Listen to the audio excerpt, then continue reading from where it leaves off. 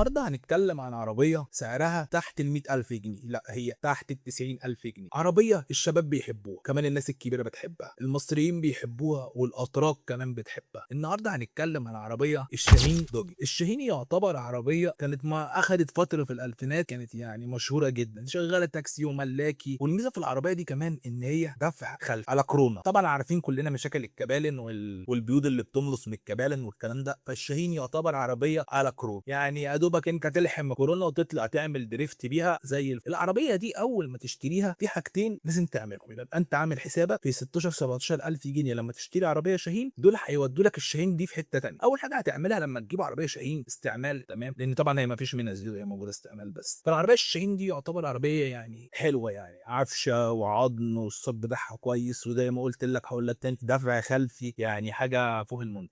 اول حاجتين هتعملهم اول ما تشتري العربيه الشاهين ان انت هتروح تجيب دريكسيون، قطم الدريكسيون كهرباء باور، تمام، بتاعت الانترا، هتجيبها استعمال من عند اي حد بتاع قطع غيار وهيركبها لك. يبقى انت كده حليت اول مشكله، يبقى انت كده عملت الجدون باور كهرباء. تاني حاجه هتجيب تكييف. انت كده خلاص، انت كده معاك عربيه تانية، يعني انت معاك عربيه هتقضي معاك كل حاجه. لو انت قلبتها باور كهرباء وركبت التكييف انت كده خلاص معاك صالون واسع، معاك عفشه، معاك دفع خلفي، قطع غيار مترميه في كل حته. وطبعا زي ما انت شايف العربيه لما بتبقى مشدوده سبور بتبقى في حته تانية، بتبقى في حته تانية. هي عربيه بصراحه يعني من العربيات اللي سعرها كويس، وان الشباب حاليا بيحبوها عشان بيحبوا يعدلوا عليها. فبيبقى الموضوع على قد الايد ان انا جايب عربيه ب 80,000 جنيه اصرف لي عليها 30,000 جنيه تعديلات، طقم جانت لون حلو كده في الفخاموني، طقم اللي فبلاقي معايا عربيه ملهاش حل. ويعتبر كفئه سعريه للناس اللي بتبتدي عايزه تركب عربيات، فهي عربيه كويسه. هي مشكلتها زي ما انا قلت لك، هتركب لها باور كهرباء وهتركب لها تكييف، يبقى انت كده معاك عربيه ملهاش حل. انت قول لي ايه رايك، لو معاك 80,000 جنيه هتجيب عربيه شاهين؟ ما تنساش تعمل متابعه عشان يوصل لك كل جديد عن العربيات.